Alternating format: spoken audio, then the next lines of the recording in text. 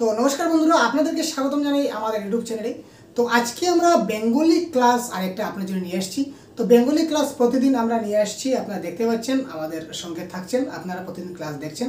তো প্রতিদিন আমরা রাত 9টায় লাইভ ক্লাস করে থাকি, যেহেতু সরাসরি লাইভ না হলেও লাইভ আমরা ক্লাস আপনার জন্য চলে থাকি এবং আপনাদের যে কমেন্টগুলো রয়েছে সেগুলো আমরা সরাসরি দেখতে পাই। তো আপনাদের মতামতগুলো আমাদের সঙ্গে জানাবেন। তো আজকে আমরা বেঙ্গলি ব্যাকরণের কিছু অতি গুরুত্বপূর্ণ যে প্রশ্নগুলো রয়েছে সেই প্রশ্নগুলোর সম্বন্ধে আমি আজকে ডিসকাস করব। কারণ বেঙ্গলি ব্যাকরণ কিন্তু সিটেট পরীক্ষার একটা গুরুত্বপূর্ণ অংশ। কারণ ব্যাকরণে যদি আপনি একটা ভালো নম্বর নিতে না পারেন তাহলে একটা পার্ট কিন্তু আপনার এখান থেকে নম্বরের দিকে ডাউন হয়ে যাবে। সুতরাং আপনি খুব তাড়াতাড়ি এক্ষুনি আমাদের ক্লাসে জয়েন হয়ে যান এবং যদি নতুন হয়ে থাকেন চ্যানেলকে সাবস্ক্রাইব করুন। তো চলুন আমরা দেখে নিই আমাদের আজকের যে ক্লাসটা রয়েছে, ক্লাসটা আমরা দেখব। প্যাডাগজির অন্য একটি অতি গুরুত্বপূর্ণ টপিক, যার নাম হচ্ছে আরটি অ্যাক্ট 2009। তো প্যাডাগজির অনেকগুলো টপিক আমরা ফাউন্ডেশন কোর্সে আমরা প্রতিনিয়ত এক একটি টপিক আপনাদের ডিসকাস করতে চলেছি। তো আজকের আমাদের টপিক হচ্ছে কি আরটি অ্যাক্ট 2009, শিক্ষার অধিকার আইন 2009। তো শিক্ষার অধিকার আইন 2009 থেকে কিন্তু আপনাদের প্রশ্ন আসবে, কারণ কি প্রত্যেক বছরে কিন্তু আপনার এই টপিক থেকে প্রশ্ন আসে, ঠিক আছে। তো এই ধরনের ছোটো ছোটো টপিক যেখান থেকে 1 নম্বর বা 2 নম্বর আপনার পরীক্ষায় আসে, অর্থাৎ এই সবগুলি টপিক এইবার আমি কভার করব, একটাও টপিক আমি ছাড়বো না, যাতে করে আপনাদের 100% উপকারে আসে, কাজে আসে, এইগুলো আমি ডিসকাস করতে চলেছি। সুতরাং একদম সাথে থাকবেন শেষ পর্যন্ত। তো দেখুন, আমরা একদম পুরো ডিটেলসে আলোচনা করবো আজকে ক্লাসে, পুরো কনসেপ্ট বুঝিয়ে দেওয়ার চেষ্টা করব। সুতরাং সাথে থাকুন, শেষ পর্যন্ত দেখতে থাকুন। তো দেখুন, আরটিই এর পূর্ণাঙ্গ রূপটি হচ্ছে রাইট টু এডুকেশন অ্যাক্ট। এই যে আরটিই বলেছে, এটার ফুল ফর্ম কি? রাইট টু এডুকেশন অ্যাক্ট, অর্থাৎ শিশুদের জন্য বাধ্যতামূলক শিক্ষার অধিকার আইন 2009। এই আইনটি 1 এপ্রিল তার আরেকটা কথা বলে রাখি, এই ক্লাসের পিডিএফ আপনারা পেয়ে যাবেন। কোথায় পাবেন আমি বলবো, টেনশনের কোনো ব্যাপার নেই। প্রথমে সম্পূর্ণ ক্লাসটা কন্টিনিউ করুন, তারপর আমরা পিডিএফের ব্যবস্থা করে দেব, ঠিক আছে ভাই। এই আইনটি 1 এপ্রিল 2010 থেকে জম্মু এবং কাশ্মীর ছাড়া ভারতের সমস্ত রাজ্য কেন্দ্রশাসিত অঞ্চলে চালু করা হয়েছে। প্রশ্ন আসতে পারে, রাইট টু এডুকেশন অ্যাক্ট 2009 কবে থেকে সমস্ত রাজ্যে বা আমাদের ভারতবর্ষে চালু করা হয়েছে? তো আপনারা প্রশ্নে দেখবেন যে শিক্ষার অধিকার আইন 2009 বলেছে, তাহলে এটা 2009ই হবে। সুতরাং 2009 যে অপশনে থাকবে সেটা আমরা ঠিক করে দেবেন, কিন্তু আসলে ভুল ভাই। শিক্ষার অধিকার আইন 2009, নাম 2009, কিন্তু এই আইনটা চালু করা হয়েছিল কবে? এই আইনটা চালু হয়েছিল 1 এপ্রিল 2010, ঠিক আছে। মাথায় থাকবে একটা পয়েন্ট ওয়াইজ নোট ডাউন করে রাখুন। ভারতের সংসদ অনুসৃত এই বিশেষ আইনটি শিক্ষাক্ষেত্রে 6 থেকে 14 বছর বয়সের মধ্যে থাকা সকল শিশুরই মৌলিক অধিকার হিসাবে পরিগণিত। শিক্ষাক্ষেত্রে অর্থাৎ 6 থেকে 14 বছর বয়সের মধ্যে যত শিশু আছে, সব শিশুরা যাতে ফ্রি অ্যান্ড কম্পালসারি এডুকেশন পায়, শিশুরা যাতে বাধ্যতামূলক শিক্ষা গ্রহণ করতে পারে, তার জন্য এই আইনটা তৈরি করা হয়েছে। কত বছর বয়স শিশুরা ভাই? 6 থেকে 14 বছর বয়স, ঠিক আছে। অর্থাৎ এই আইনের নিয়ম অনুসারে 6 থেকে 14 বছরের মধ্যে থাকা শিশুরা বিনামূল্যে শিক্ষা লাভের আওতায় পড়ে, যা 86তম সংবিধান সংশোধনী আইন অনুযায়ী সংবিধানের 21 ক অনুচ্ছেদে বর্ণিত আছে। প্রশ্ন আসতে পারে যে 6 থেকে 14 বছরের কত বছরের শিশু? 6 থেকে 14 বছর। এটা ভারতীয় সংবিধানের কততম সংশোধনী আইন? 86তম সংশোধনী আইনে আনা হয়েছে। এটা সংবিধানের বর্তমান কত নম্বর অনুচ্ছেদে রয়েছে? এটা হচ্ছে 21-এর ক, 21-এর ক, বা 21-এর ক না দিয়ে 21-এর এও দিতে পারে, ঠিক আছে। সেটা দেখবেন অপশনে যদি 21A দেওয়া থাকে তো এটাও কিন্তু কারেক্ট হবে, ঠিক আছে। ভারতের সংবিধানে এই বিধানটি ভারতবর্ষের শিশুদের আরও অধিক পরিমাণে কর্মসংস্থানমুখী, স্বাবলম্বী এবং আত্মনির্ভরশীল হয়ে ওঠার ক্ষমতা প্রদান করে থাকে, ঠিক আছে।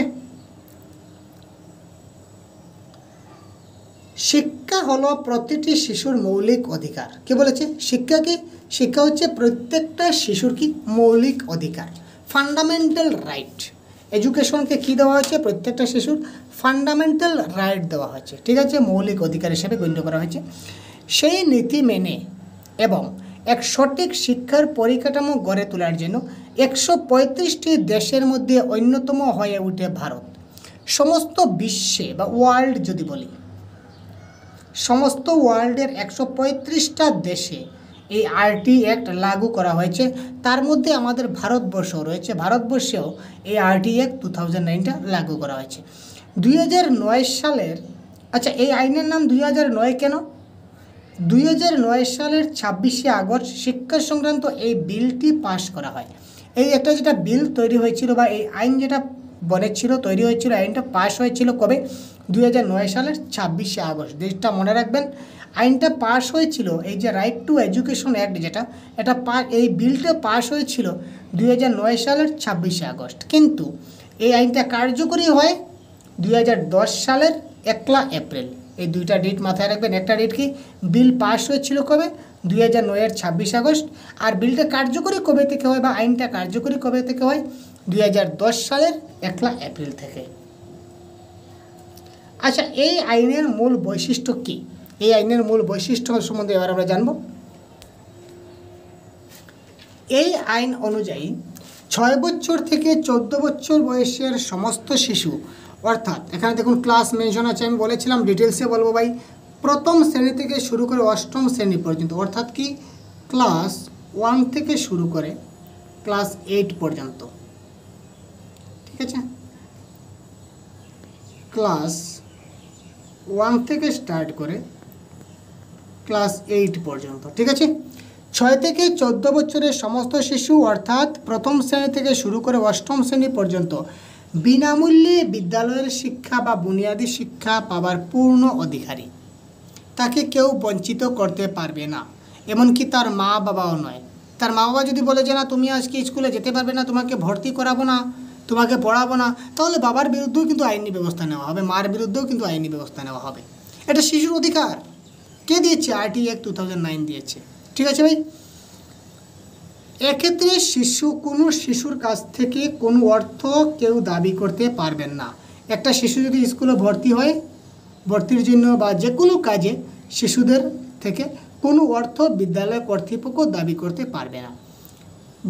যা দিতে না পারায় শিশুটির বুনিয়াদী শিক্ষা বন্ধ হয়ে যেতে পারে। অনেক ক্ষেত্রে দেখা যায় অনেক গরিব শিক্ষার্থী রয়েছে যারা কী করতে পারে না, বিদ্যালয়ের যে ফি আছে ফিগুলো দিতে পারে না, যার ফলে তার শিক্ষা বন্ধ হয়ে যায়। কিন্তু এই আইন কি বলেছে? সরকার প্রদত্ত এই আইনের মাধ্যমে যা বেতন দিতে লাগে সরকারে দেবে, টিচারের বেতন দিতে লাগে সরকারে দিচ্ছে এবং দেবে, কিন্তু কোনো শিশুর কাছ থেকে কোনো ধরনের টাকা পয়সা, কোনো অর্থ কোনো শিক্ষক, কোনো প্রতিষ্ঠান, কোনো কর্তৃপক্ষ, স্কুল বিদ্যালয় কর্তৃপক্ষ দাবি করতে পারবেন না। ঠিক আছে, অন্যান্য আর 5 জন শিশুর মতোই শারীরিক মানসিকভাবে প্রতিবন্ধী শিশুরাও কিন্তু সমভাবে বিনামূল্যে বুনিয়াদী শিক্ষা লাভ করে। এবং এই শিশুটা সময়ের ক্ষেত্রে এই যে শিক্ষা, যেটা এই রাইট টু এডুকেশন অ্যাক্টে যেটা বলেছিল 6 থেকে 14 বছর, আমি বলেছি সমস্ত শিশু, সে গরিব ধনী, ফিজিক্যালি হ্যান্ডিক্রাফট, মেন্টালি হ্যান্ডিক্রাফট, প্রত্যেকটি শিশুর জন্য সমানভাবে কার্যকর হবে।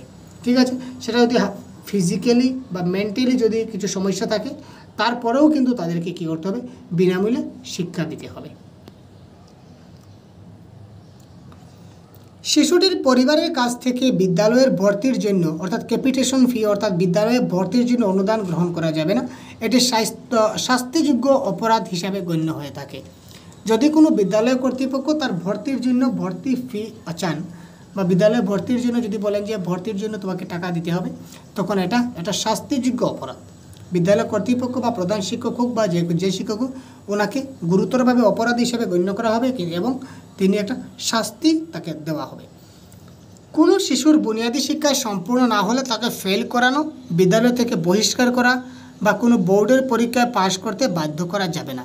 কোনো শিশুর বুনিয়াদী শিক্ষা, অর্থাৎ ক্লাস 1 থেকে 8 পর্যন্ত, যতদিন পর্যন্ত শিক্ষাটা শেষ হচ্ছে না ততদিন তাকে, অর্থাৎ ক্লাস 1 থেকে 8 পর্যন্ত কোনো শিক্ষার্থীকে কোনো বিদ্যালয় ফেল করিয়ে রাখতে পারবে না বা বিদ্যালয় থেকে বহিষ্কারও করতে পারবে না। অর্থাৎ উদ্দেশ্য হচ্ছে কি, সঠিকভাবে ভালোভাবে পড়িয়ে তাকে যাতে ভালো একটা পাস করানো যায়, অর্থাৎ তাকে যাতে ভালো জ্ঞান প্রদর্শন করা যায়। তার জন্য দেখুন স্টার রয়েছে, পয়েন্টটা দেখবেন।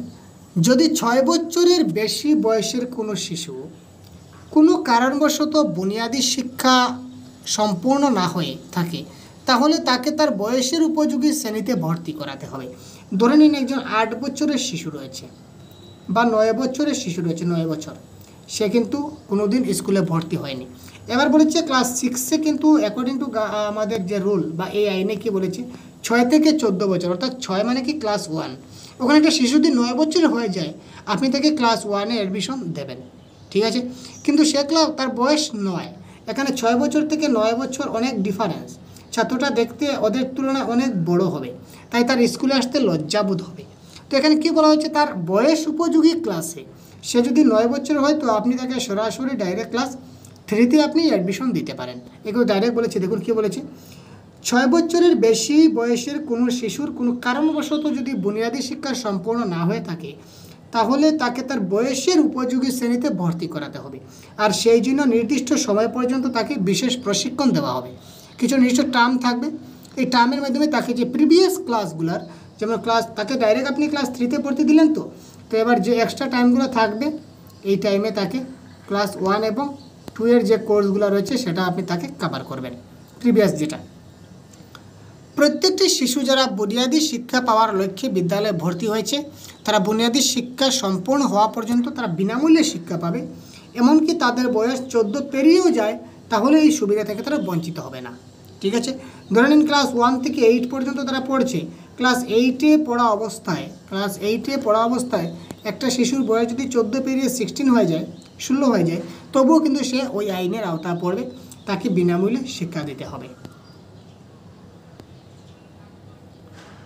এই শিক্ষার এই আইন অনুযায়ী কোনো বিদ্যালয়ে কোনো শিশুকে শারীরিকভাবে শাস্তি দেওয়া যাবে না, অথবা তার উপর কোনো মানসিক অত্যাচার করা চলবে না।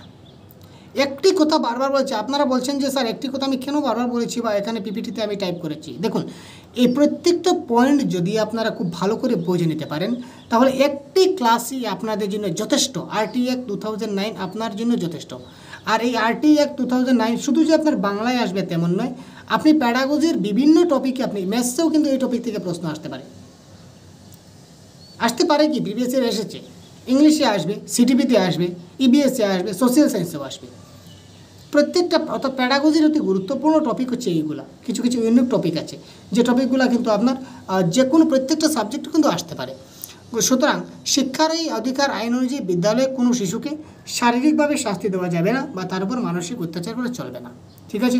ভালো করে কনসেপ্টটা বুঝে নিতে হবে, কারণ কনসেপ্ট ইজ পাওয়ার। এখানে দেখুন আরেকটা পয়েন্ট নতুন অ্যাড হচ্ছে, কি অ্যাড, কেন্দ্রীয় বিদ্যালয়, নবোদয় বিদ্যালয় এবং সৈনিক বিদ্যালয়ে ব্যতি রেখে সরকার কর্তৃক স্থাপিত পরিচালিত সমস্ত বিদ্যালয়ে 6 থেকে 14 বছরের শিশুরা বিনামূল্যে বুনিয়াদী শিক্ষা লাভ। দেখুন রেস্ট্রিকশন রয়েছে। সেন্ট্রাল স্কুল, কেন্দ্রীয় বিদ্যালয়, নবোদয় বিদ্যালয় এবং সৈনিক বিদ্যালয়, সেন্ট্রাল স্কুল, নবোদয় স্কুল, তাছাড়া সৈনিক বিদ্যালয়, যে মিলিটারি যে স্কুলগুলো রয়েছে, এই স্কুলগুলো ছাড়া এই স্কুলগুলোতে কিন্তু আরটি অ্যাক্ট 2009 কিন্তু প্রযোজ্য নয়। যদি বলে যে কোন স্কুলে বা কোন বিদ্যালয়ে আরটি অ্যাক্ট 2009 প্রযোজ্য নয় ভারতবর্ষে, এই 3টা অপশন থেকে যে অপশন দেবে সেটা আপনার কারেক্ট আনসার। আর 3টা যদি দিলে 3টা দেবে, তারপর নিচে দেবে উপরের সবগুলি, তার মানে উপরের সবগুলি আপনার কারেক্ট আনসার হবে।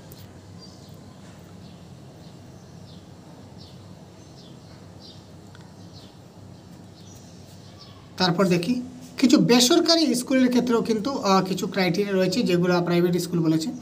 বেসরকারি বিদ্যালয়ের ক্ষেত্রেও কিছু বাধ্যতামূলক আইন জারি আছে। যেমন যেসব বেসরকারি বিদ্যালয়, কিছু প্রাইভেট স্কুল রয়েছে, প্রাইভেট স্কুলে কিন্তু কোনো সরকারের সাহায্য পায় না। তারা প্রত্যেক বছর প্রতি শ্রেণীতে যে পরিমাণ ছাত্রছাত্রী ভর্তি করবে, তার মধ্যে 25% ছাত্রছাত্রী ভর্তি হবে সমাজের দুর্বলতর বা পিছিয়ে পড়া শ্রেণীতে। গরিব ছাত্র দেখে তারা 25% ছাত্রকে অ্যাডমিশন দেবে, এবং ওই ছাত্রছাত্রীদের 8ম শ্রেণী পর্যন্ত স্কুল কর্তৃপক্ষ তাদের কাছে কোনো মূল্য না নিয়ে শিক্ষা দেবে। অর্থাৎ প্রাইভেট স্কুলের ক্ষেত্রে একটা গাইডলাইন এই আইনে রয়েছে, বা এই নিয়ম বাধ্যতামূলক রয়েছে, যে যত ছাত্র তারা অ্যাডমিশন দেবে টোটালে 25% তারা গরিব ছাত্র দেখে অ্যাডমিশন নেবে, এবং তাদের কাছ থেকে এই প্রাইভেট স্কুল কর্তৃপক্ষ বা বেসরকারি বিদ্যালয়ের কর্তৃপক্ষরা কোনো ধরনের ফি ডিমান্ড করতে চাইবে না। তারা একদম ফ্রিতে তাদেরকে শিক্ষা দিতে হবে ক্লাস 8 পর্যন্ত। উল্লেখিত এই যে 25% ছাত্রছাত্রীর সকলকে উক্ত বিদ্যালয়ের প্রতিবেশী এলাকার অন্তর্ভুক্ত হতে হবে। তারা কিন্তু এই যে লোকালিটি এরিয়া রয়েছে, এই এরিয়ার ছাত্ররা হতে হবে, বাইরে থেকে হলে হবে না।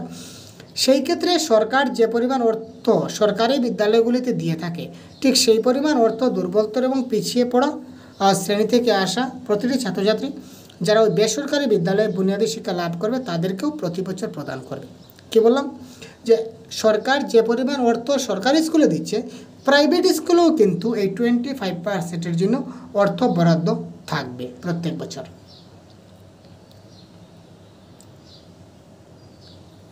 তো শিক্ষাক্ষেত্রে এই আইন চালু হয়ে গেছে, ঠিক আছে।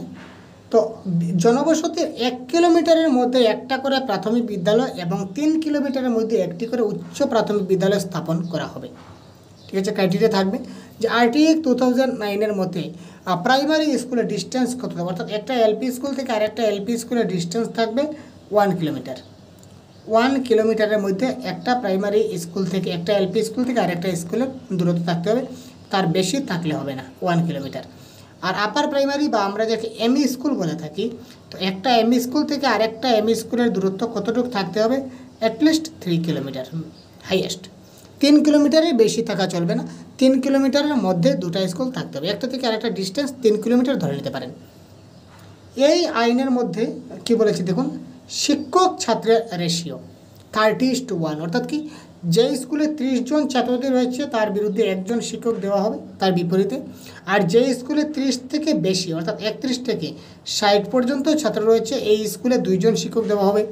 যদি 61 থেকে যদি 90 শিশু থাকে তখন তাদেরকে 3 জন শিক্ষক দেওয়া হবে ওই বিদ্যালয়ে, অর্থাৎ কি 30:1 রেশিও দেওয়া হয়েছে, 30 জন ছাত্রের বিপরীতে একজন শিক্ষক।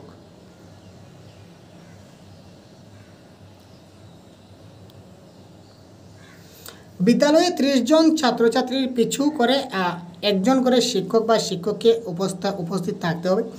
এই আইন প্রণয়ন বা প্রয়োগের জন্য যে প্রয়োজনীয় অর্থের দরকার তা যৌথভাবে পালন করবে কেন্দ্রীয় সরকার এবং রাজ্য সরকার। এই আইনটা প্রণয়ন এবং এই আইন প্রয়োগের জন্য যে টাকাটা খরচ হবে, তা এই অর্থের যেটা প্রয়োজন হবে বাজেটের, এই বাজেটটা যৌথভাবে পালন করবে কেন্দ্রীয় সরকার এবং রাজ্য সরকার। সেন্ট্রাল গভর্নমেন্ট এবং স্টেট গভর্নমেন্ট, সেই দুই গভর্নমেন্টেই এই আরটি অ্যাক্ট এর যত টাকা খরচ হবে শিক্ষার্থীদের পিছনে তারা কিন্তু সেটা বহন করবে। আর এই দুই সরকার নিজেদের মধ্যে আলোচনা করবে, সিদ্ধান্ত নেবে যে মোট প্রয়োজনীয় অর্থের কত শতাংশ কেন্দ্র দেবে, কত শতাংশ রাজ্য দেবে, এটা তাদের ব্যক্তিগত ব্যাপার। তারপরে দেখুন অতি গুরুত্বপূর্ণ পয়েন্ট কী বলেছে, প্রতিটা বিদ্যালয়ে যে পরিচালনা কমিটি থাকবে তা বিদ্যালয়ের উন্নয়ন সম্পর্কে পরিচালনা পরিকল্পনা তৈরি করবে। প্রত্যেকটা বিদ্যালয়ে একটা এসএমসি থাকতে হবে, স্কুল ম্যানেজমেন্ট কমিটি, ঠিক আছে। স্কুল ম্যানেজমেন্ট কমিটি, বিদ্যালয় পরিচালনা কমিটি। তো বিদ্যালয় পরিচালনা কমিটিটা থাকতে হবে, আর এই কমিটি নির্ধারণ করবে যে বিদ্যালয়ের উন্নতির জন্য বা উন্নয়নের জন্য কি করা যেতে পারে, কি প্ল্যান নেওয়া যেতে পারে, এই বিদ্যালয়টাকে উন্নয়ন করতে গেলে কি প্রয়োজন, কিসের প্রয়োজন, সেটা এই এসএমসি বা বিদ্যালয় পরিচালনা কমিটি এই পরিকল্পনা তৈরি করবে এবং সেই উন্নয়ন পরিকল্পনার ভিত্তিতে রাজ্য সরকার এবং কেন্দ্রীয় সরকার যে রয়েছে স্থানীয় সরকার এই বিদ্যালয়ের উন্নয়নের অর্থ বরাদ্দ করবে। এই একটা প্ল্যান বানানো হবে যে স্কুলে কত টাকার প্রয়োজন, এই টাকাগুলো দিয়ে আমরা কি কি কাজ করব, একটা প্ল্যান বনবে, আর এই টাকাটা সরকার থেকে আসবে, ঠিক আছে। প্রত্যেক শিক্ষক শিক্ষিকাদের নিয়মিত এবং সময়মতো বিদ্যালয়ে উপস্থিত থাকা বাঞ্ছনীয়। তাদের সময়মতো নির্দিষ্ট পাঠ্যক্রম পড়ানো শেষ করা একান্ত কর্তব্যের মধ্যে পড়ছে। এছাড়া ছাত্রছাত্রীদের বিদ্যালয়ে উপস্থিতি, শিক্ষার উন্নতি, অন্যান্য প্রয়োজনীয় বিষয়ে অভিভাবকদের সঙ্গে নিয়মিত আলোচনা করতে হবে, ঠিক আছে। অতি গুরুত্বপূর্ণ পয়েন্ট, যে পয়েন্টটা কি, কোনো শিক্ষক শিক্ষিকা প্রাইভেট টিউশন বা ব্যক্তিগতভাবে ছাত্র অধ্যয়ন করাতে পারবেন না। এই আইনের আওতায় পড়ছে কোনো শিক্ষক বা কোনো শিক্ষিকা কোনো প্রাইভেট টিউশন বা কোনো ব্যক্তিগতভাবে কোনো ছাত্রদের তিনি পড়াতে পারবেন না। যা পড়াবেন তিনি স্কুলের মাধ্যমেই, এই স্কুলের মধ্যেই তিনি শিশুদেরকে পড়াবেন, ঠিক আছে। প্রতিটি বিদ্যালয়ে অবশ্যম্ভাবীভাবে পরিষ্কার পরিচ্ছন্নতা বজায় থাকতে হবে। ছেলে মেয়েদের জন্য পৃথক পৃথক শৌচাগারের টয়লেট, সেপারেট টয়লেট থাকতে হবে।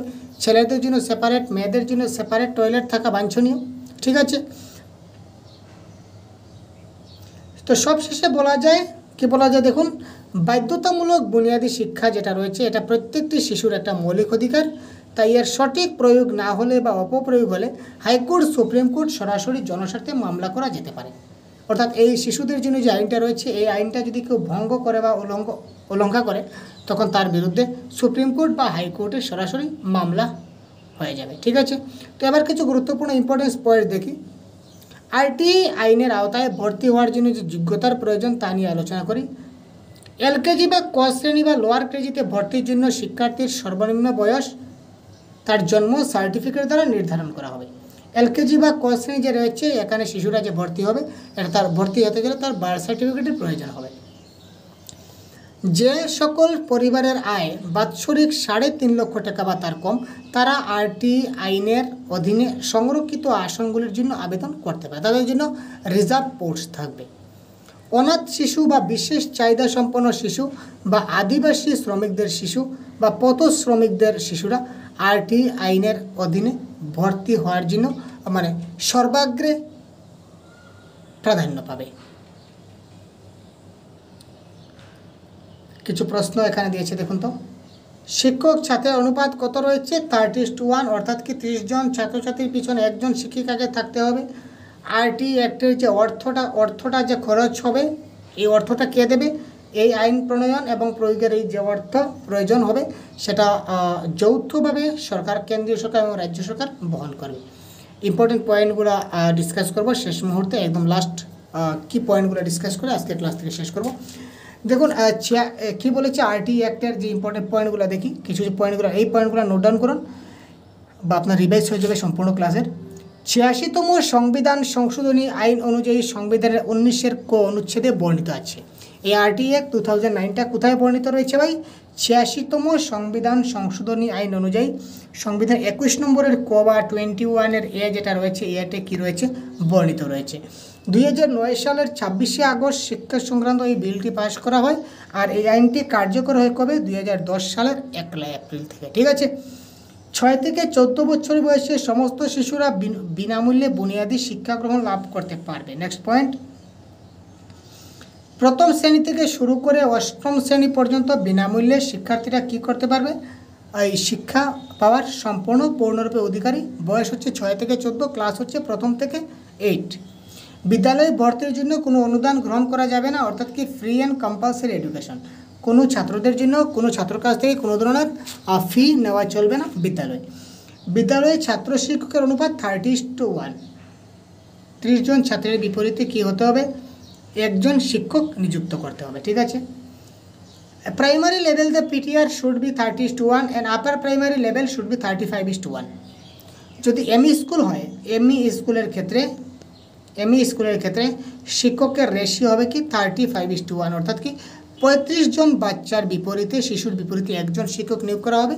আর যদি এলপি স্কুল হয়, লোয়ার প্রাইমারি হয়, তাহলে 30 জন শিশুর বিপরীতে একজন শিক্ষককে নিযুক্ত করা যেতে পারে। ঠিক আছে। তো এই ছিল আজকের আরটিই অ্যাক্টের পুরো সম্পূর্ণ ডিটেলস, পুরো কনসেপ্ট আমি আপনাদেরকে দেখিয়ে দিলাম। তো ক্লাসটা কেমন লাগলো অবশ্যই কমেন্ট বক্সে জানাবেন এবং এই ক্লাসের পিডিএফ আমরা একটা অফিসিয়াল আমাদের পেইড গ্রুপ রয়েছে এখানে আমরা দিয়ে দেব, আপনারা পেয়ে যাবেন। তো সবগুলি ক্লাসের এই পিডিএফ আমরা এই গ্রুপে আমরা দিয়ে থাকি। আপনারা এই গ্রুপটা ফলো করলে আপনারা এখানে সবগুলো পিডিএফ পেয়ে যাবেন।